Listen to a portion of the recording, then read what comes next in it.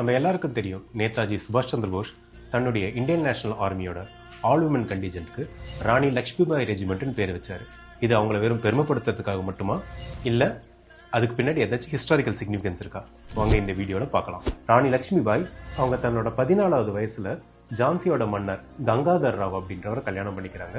அவங்களுக்கு ஒரு ஆண் குழந்தை பிறக்குது. ஆனா அன்பார்ச்சுனேட்லி அது இறந்துடுது. அதுக்காக அவங்க 2 பேரும் சேர்ந்து தாமோதர் ராவ் அப்படின்ற ஒரு குழந்தைய தத்தெடுக்கிறாங்க. அப்போதைய governor general of India Dalhousie தன்னுடைய டாக்டரின் ஆஃப் லேப்ஸுக்கு கீழே உள்ள வாரிசு இழப்பு கொள்கையின் மூலமாக ஜான்சியை கைப்பற்றுறாரு. இதுக்கு ராணி லக்ஷ்மிபாய் அப்போஸ் பண்றாங்க.